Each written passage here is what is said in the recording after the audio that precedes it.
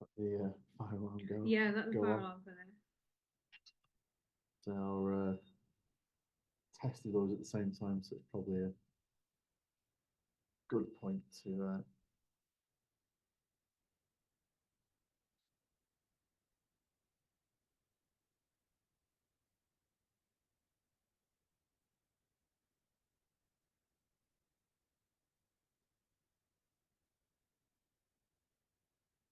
just give it a couple of minutes and then we'll minutes and then we'll start. Yeah, people can always join or watch the recording, which we'll put up on YouTube afterwards. Yeah.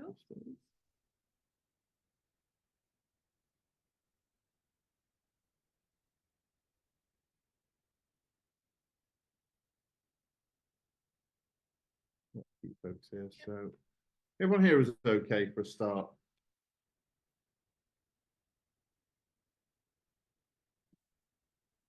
Silence is always good. If there's any questions, people can pop them in the chat, or if you can't hear us, pop that in the chat.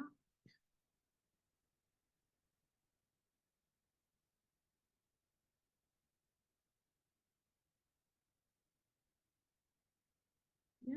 Okay. I think we'll make a start today. So thanks to everyone for joining us. My name's James Brooks. I'm the head of projects here at TSF, and this is Nairi. Nairi Trimble. Nairi Trimble.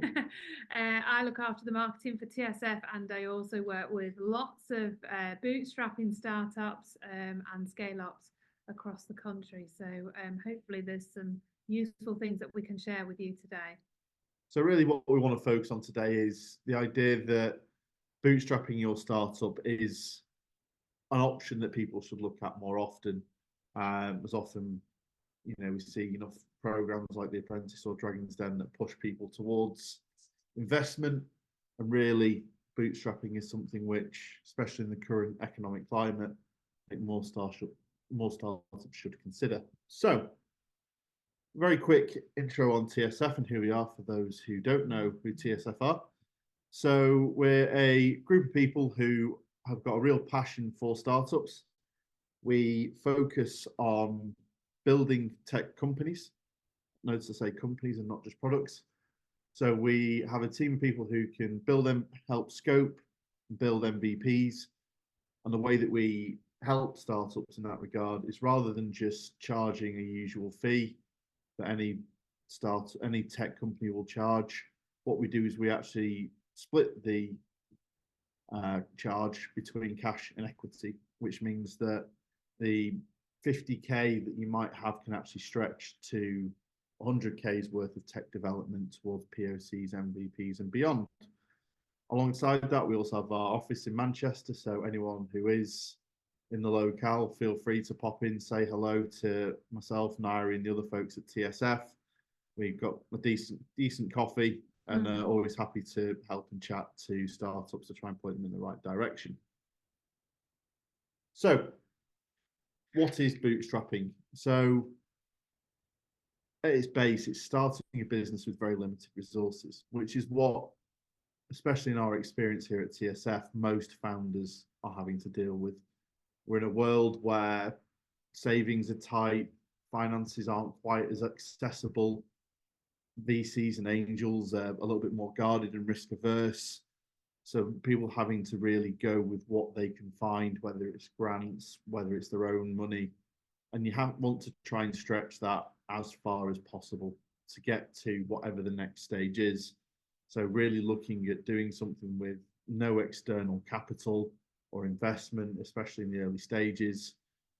And typically those founders that do pick up lots of badges and lots of scars, so do a lot of things right, a lot of things wrong, and it really helps to build credibility on the journey that you go on with your startup. So here's just a couple of interesting stats around bootstrapping that we dug out for people. So 45% of startups that raised over 100 million in funding began as bootstrap businesses. Why is that relevant? Well, actually, a lot of people think you have to go for investment early on. And based on the fact 45% of business raise that level of funding, bootstrap shows actually you're not penalized for not having got funding a lot earlier. And 80% of startups rely on having to bootstrap in the first place. And they actually have a fairly good success rate in terms of 61% versus those that haven't bootstrapped at 41%. Typically, a lot of people come to us and, you know, the Airbnbs and the Ubers of the world. You think about the amount of money that they spent. So Uber spent roughly $3 billion on their R&D last year. Now, I don't think the average startup's got that sort of money sat around. Airbnb is the other one that people tend to throw out. They spent 132.8 million on ICT. So I think when you start to think about where you've got to begin your journey before you can even get to that stage, and where your thought process and expectations land, and trying to really stretch that, so eventually maybe you can be spending 3 billion on your R&D. So I shared this meme yesterday on LinkedIn, and I saw there was a few sort of comments and chats. I think anyone, well, hopefully everybody that's on this webinar is either thinking of or is currently bootstrapping a startup, and can probably relate to the kind of glamour that's associated with being a VC-backed startup versus those that are bootstrapping. However, jokes aside, why bootstrap, and what does it give you? And I think what I would say is we work really closely with investors, a lot of the investors and VCs in Manchester and across the country. So we're not anti-investment at all. But what we are anti chasing investors when your startup is far too early to get investment. What bootstrapping gives you is it gives you credibility. It gives you credibility to have those investment conversations at the right time and the right place. It gives you as a founder confidence. Now, all founders will go through a massive confidence wobble. It's an almost daily thing that happens, and we see it a lot with the startups. I see it a lot with the startups I work with. And I think you'd be doing something wrong if you didn't one week or one day think you were going to take over the world, and the next day think that you were going to wind the business up and go back into full-time employment. That is completely natural. But bootstrapping your startup gives you the confidence, once you've started to build momentum and sales, that you can do this. And the other thing that I always say to the founders that I work with is, and the way that I work with them is, it's about teaching them to do it themselves. So you might not like marketing, or you might say that you're rubbish at marketing, and you absolutely hate it, okay? But you need to know how to create those social posts and run some Facebook adverts, if that's right for your business, so that if anything was to happen later on down the line, you know that you can go back and do that. You need to know how to create a landing page, how to get an email out to your customer base. It's no good building a business where you haven't got the skill set because you've bought in all of the skills, or you've used VC money to buy in all the skills that you can't actually do anything yourself. So it does give you, it gives you credibility and it gives you confidence. The other thing that I would say is, chasing investors too early on is very, very toxic for early stage founders. Now, that's not to say that you don't need to have investor conversations and you shouldn't be building up that investor network.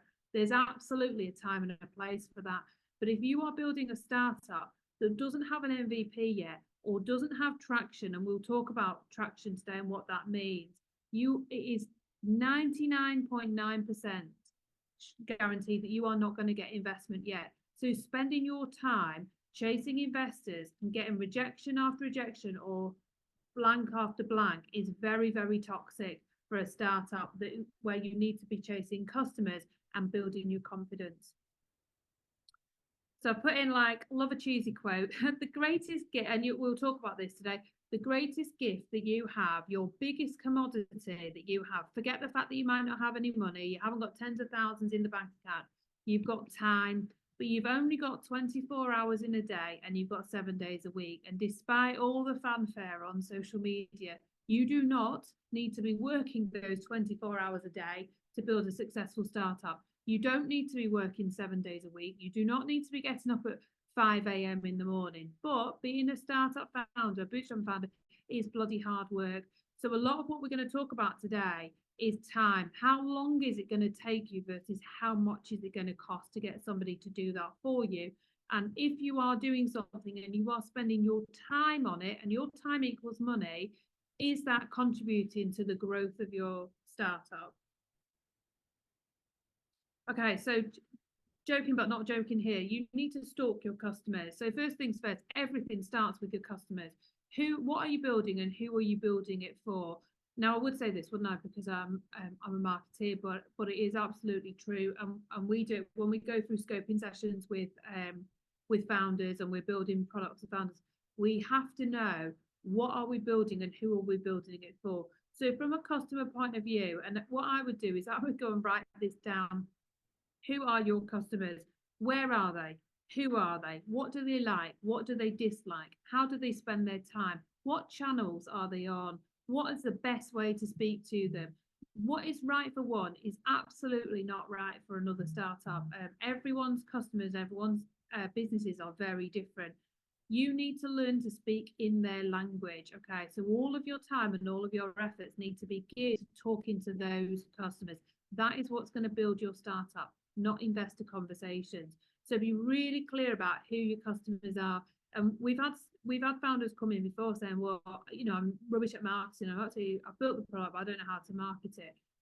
And people use a lot of fancy words here, but essentially, as a founder, you will know who you're building your product for and you will know where they are. And therefore, the marketing becomes really easy. Once we know those questions, it becomes really easy. So above everything else, you need to be absolutely clear on who your customers are. Now, your customers can be businesses, of course, if you're a B2B business, or they can be direct customers, so direct B2C.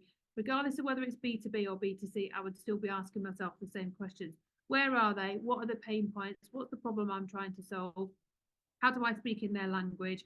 What channels am I going to find them on? How do I go and have meaningful conversations with those customers? And how do I build relationships with them? I mean, it's something that Ian, who's one of the founders of TSF, always says to our founders, which is chase customers, don't chase investment. Because at the end of the day, like Nairi alluded to, when we talk about traction, customers are your traction. Customers are what will pay your bills and keep the lights on, regardless of whether you get investment or not.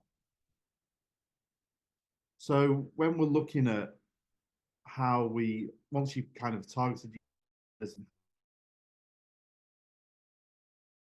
business model canvas or the value proposition canvas, and you've answered those questions that Nairi pointed towards, one of the things that we've always focused on at TSF and always encourage our founders to focus on is what's the problem you're solving.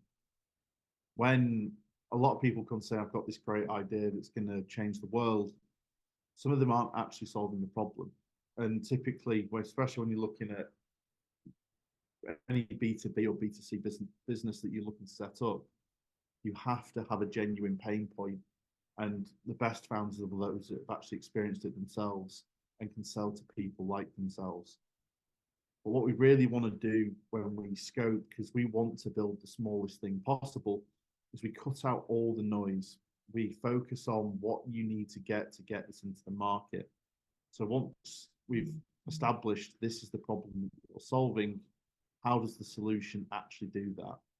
Is there anything that has been suggested in the scope that isn't actually helping solve that problem? And if that's the case, why bother building it? It's something that could come later. And one of the things that we find very often is, do you need to spend on this right now? So obviously, when we talk about customers, when you first launch, you'll be launching with maybe one customer, maybe up to 10. Some of the business processes that you need to manage 10 customers will be very, very different to what you need to do when you're scaling and trying to deal with that with 100 or 1,000. So are there things which you can do manually for now? Again, how can we cut down the cost of that build, that you can manage your time to actually just focus on the customers? And then eventually, when you've got the funds, eventually building automations. One of the most common aspects of that, and we'll go into on the next slide, is things like billing systems.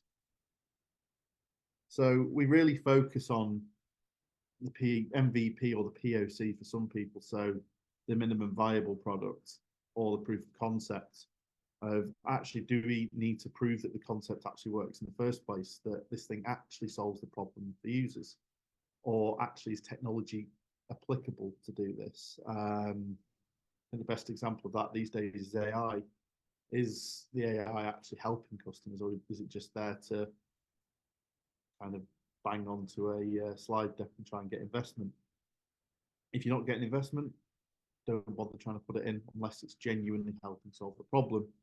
or when we get into the MVP and thinking about the holistic business, are you capable or want to spend 10%, 26% just doing these things to cut down the bill, and then the rest of the time going out marketing and selling to your customers, and eventually getting the funds that way to be able to build in more complex systems to help manage that time? Or actually, is it better to bring someone in to do that for you? You want to make sure you've got all the support around you. So networking is always important. So whether it's speaking to founders who've been on a very similar journey and getting mentors, you hear a lot of people offering non-exec roles, and get them to do it for free. Eventually, we'll talk a little bit about bargaining chips and what you can use to try and entice people in.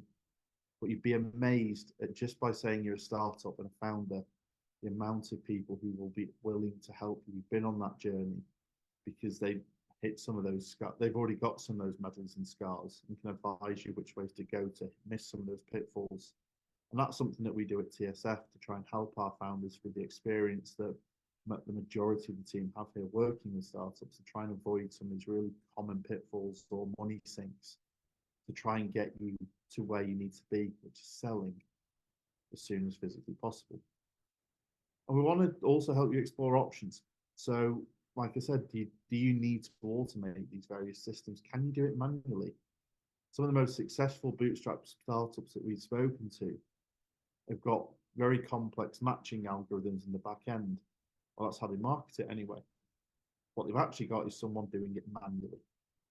And eventually they'll then build in the tech to do that properly. I've already mentioned billing as another example. It might only take you a minute per invoice, and that's fine if you're trying to do it for 10 customers a month. If you're doing it for 1,000, that's a very different gig, and that's where you can either go and get someone to do that for you or build in automation. But you don't necessarily need to have it day one if that saves you a couple of grand and actually having something integrated and something smarter. And the way that you know that is by having the right experts around you, so both support and knowing what's the cheapest way to get things done. Because realistically, you'll have to redo a lot of this anyway and rework it. Software is iterative. We've worked with a lot of startups who've used low-code systems, and they're great for proving your concept. You might even be able to get it out in the market and sell using it. Companies like So Squared in Manchester have proved that, and then gone on to raise afterwards. And they are cheaper than hiring developers, but you do know at some point you will probably hit a limit of what that can do, but it's got you to where you need to be, which is getting traction, getting sales on board, to eventually then redo it and rebuild it in a way that's more scalable or more suited to your exact use case, but use the tools that your abilities to actually try and get to the point you need to. I think the other thing to say is nothing you have now is probably going to be around in 3 years' time if your business goes on the growth journey that you're intending it to. So James and I were talking this morning, it's a bit like of a NAF analogy, but if you compare it to running a race, you're not going to get out of bed, you've not done any exercise and go straight in for a marathon. First of all, you do your 5K, then your 10K, your half marathon, then you do your marathon training. These goalposts are very similar. This is to get you the traction, probably to get you enough traction to get you investment at the right time for you. So we're not saying never get investment. However, it may be for lots of businesses that actually you don't need to invest. You don't need to get investment, that you can bootstrap a really, really successful business. But for some, they do need to go for investment. You want to make sure you've got enough traction to get a good valuation for your investment journey. To get the right level of investment at the right level of valuation for you that allows you to retain enough equity to continue to go on and build it. So your MVP, POC is early stage for now. Your marketing, if you're not, I think they say, don't they, like if you're not embarrassed of your first MVP, you've done something wrong. Yeah, you've waited too long, or you've done something wrong. Like you're meant to be embarrassed about it. This is to just get you to the next stage. So marketing. So the two things that founders struggle the most with is kind of tech and product and the marketing. And in our experience, founders fall into one or two categories. They either have a tech background or they have a marketing background, which means they're weaker on the other side. Being customer first and customer centric actually makes the marketing a lot easier. Okay, so there's some great tools out there that are either free or low cost. And I'll just highlight a couple. Canva is brilliant. You can you can have a free Canva account, or if you go for pro, I think it's $10.99 a month. You can probably get by on the free one, to be honest with you. But you can create video in there. There's loads of templates. That'll be a brand kit. Create a brand logo. HubSpot as well. HubSpot, once you go onto a paid account, HubSpot is really expensive. I wouldn't necessarily advise it for startups unless you're getting a startup discount, which is, I think that you can get it 90% off for the first year or 2 years. But HubSpot do have a free service, and lots of the startups I work with, we utilize HubSpot. All of the customer data or business data that you are acquiring needs to go somewhere safe and secure. It doesn't need to go on an Excel spreadsheet. So get it in HubSpot, get familiar with that. And there are lots of tools, emails, etc., that you can send out on there as well. Apollo is another great one. So Apollo AI is a data platform that allows you to set up cold email sequences to businesses, and you can create, it's, in my opinion, it's better than something like LinkedIn Sales Navigator. Now, Apollo's great if you are looking at targeting traditional businesses, so particular sectors and particular people within those sectors. You can also get a 2-week free trial on there, and I don't believe there's a minimum contract length either. So it's $80 a month. Again, it gives you scale. Things like ChatGPT, so 3.5 is free. Again, this is around using your time efficiently. So, you know, I do not recommend creating email sequences and writing text in ChatGPT. The founder-led sales and the founder story and your personality is really important. Okay, so you don't want to lose that, and you will lose it. I can spot ChatGPT, what's been written in ChatGPT, an absolute mile off. It's cold and impersonal, and it's quite irritating. However, ChatGPT is great for if you've written an email sequence, pop it in there and just get it edited or proofread, or it gives you a starting point. Or, for example, if you're creating blogs, if that's relevant for you, you can use ChatGPT to set the framework, or you can write the blog and then edit it in ChatGPT. And in my experience, there's loads of free courses out there for marketing. So usually it's marketing agencies and marketing businesses because they do it as a lead generation. But you do not need to go with the marketing agency when you're very early on. But I would take advantage of all the free courses out there. So there's Google, I think it's all called Google Garage. HubSpot have free courses. LinkedIn have them. There's one I watched recently called 1,000 Monkeys on LinkedIn. They did a really good copywriting, an hour's webinar on copywriting. So again, knowing where your customers are and knowing what channels you need to use helps you to know which tools that you need to use for those. So they won't be relevant for everyone. A couple of things I would say that you don't need, absolutely don't need. You do not need an all singing, all dancing website. So we had somebody in recently who was, I'd say, was a bit frazzled. He's built his MVP, but he felt that he needed to spend a lot more on the marketing than he actually did. And he was saying, oh, I need to redo my website. You don't need to redo your website. A glorified landing page will be absolutely fine. You need something that shows credibility, so who you are and what you're doing, and then you can just have an email address. Or if you're using HubSpot, create a free HubSpot form, type form, anything like that at the moment will ping it through to you. Put your money into building something that's valuable for your customers. So the website gives validity and it gives credibility, but it doesn't need to be all singing or dancing. You don't need to embed videos or have live chat or anything like that on there, unless you're going to spend a huge amount of money, and it would be a huge amount of money driving traffic to the website. And the same goes for tech as well. There's a lot of free tools you can use. If you want to track what feedback you're getting, you've got tools like Trello. You can use, there's lots of things you can do. AWS and Google and Azure all do free credits. So it's not just on the marketing side that you can really lean into getting resources and being a bit cheeky to people, asking if you've got startup discounts. I should say, actually, the one thing I would say, please don't spend loads of money with a marketing agency or an agency or a marketing person developing brand. You can do it in Canva for free. Let your brand grow organically. One thing that will absolutely happen, and I bet it's happened to everybody on this webinar, your startup will pivot. Okay, so you'll start in with a B2C mindset and you'll spot an opportunity, because this is what happens with entrepreneurs. You'll spot an opportunity to go B2B or sell the platform as a service or something different, which means you pivot. You don't want to spend, and my heart breaks every time I hear a founder say it, I've spent $8 grand or 10 grand on a logo development, brand personality, tone of voice. that will come organically, and a bit of fractional resource in terms of marketing, if that's what you need, will help steer you down that path. But use things like Canva and develop it organically. Be aligned to what your customers are telling you. You do not need to spend a lot on marketing in the first instance. So in terms of bargaining chips, there's not a lot of money in the bank. We know how much time we've got. We now know who we're talking to and what we need to do. So how do we get there? What do we need to do? So as James and I have both said, lay on thick the fact that you are a non-revenue generating startup, and call in as many favors as you can. So there are loads of people, depending on where you live. There's, for example, in Manchester, I know Leeds, Liverpool, there's really strong ecosystems of people that are very generous with their time. Okay, and people don't mind, in my experience, are very generous with half an hour, an hour. I do it with loads of startups.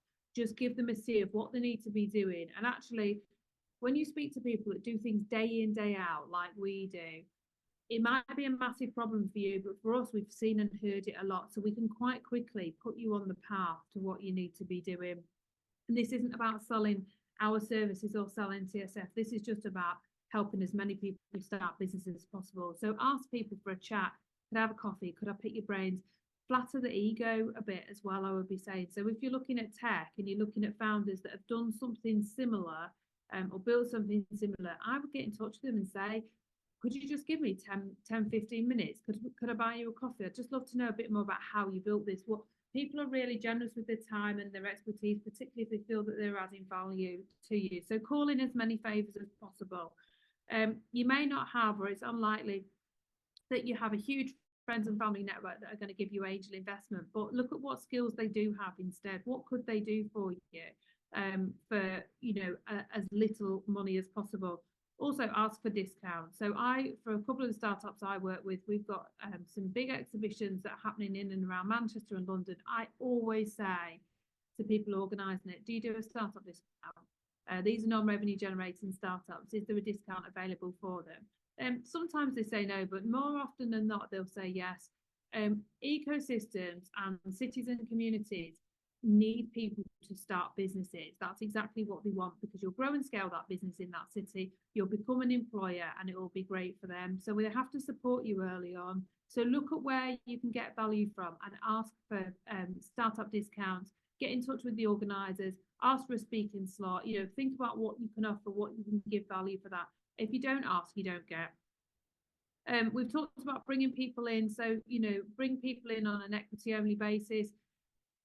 I would be careful with it. You want to protect your equity for as long as possible, but thinking about the time that you need to do things and the expertise that you currently have, there may be a natural reason for bringing in a tech co-founder or a CTO, for example, on an equity only basis, or part cash and part equity. So think about that. But one of your bargaining chips you have got is equity in that business, and if you can find people that are aligned to your vision, then you'll fly twice as quickly as you would on your own. And then also you've got sort of fractional resource as well. So you might be able to find people that can support you. Some of the startups I work with, I just do 2 days a month for them. It's half a day, but actually it's really valuable. They get a lot out of it, I hope. And it's much easier than them bringing in a marketing resource full-time or 3 days a week, for example. So there's lots of people now that work fractionally and flexibly with startups. So you don't need to spend as much, but you can afford to have more expertise for a short amount of time. You've also got channels like Fiverr and Upwork. So they do sometimes come with a bit of a bad reputation. But you can find people on there that will do stuff for you for a transactional fee. And again, it means that you're not having to kind of retain that kind of responsibility of bringing in people and then giving them KPIs and things to work with long term. So you can just work transactionally if you're very clear about what you need to do. And there's some great people on Fiverr. I've had some like one pages and stuff created for some of my clients. It's cost me less than £10. Just get them to set up some templates for you if that's the type of thing that you're looking for. And then you've got that there, and again, get them to create it in Canva so you can use that ongoing. Upwork is another great one where you can get some resource done play. So that's it. We'll go on to questions in a minute. more than happy for you to get in touch with James and myself. If you've got any questions, please do get in touch with us. James B or Nairi T at tsf.tech. Really happy to help you with any questions, or we love finding out about startups and what you're doing and how we might be able to help and who we might be able to put you in touch with. And then finally, just left on I don't know if that was a high note or not, Michael Jackson. There's a lot of talk out there about, you feel like it's really easy to feel like everybody else is more successful, everybody else has raised and I haven't, everybody else has done this, they're at a different stage. I can tell you now, there's a lot of vanity metrics out there and there's a lot of bollocks as well on LinkedIn. I've seen people be accepted on accelerators that I know have got no sales.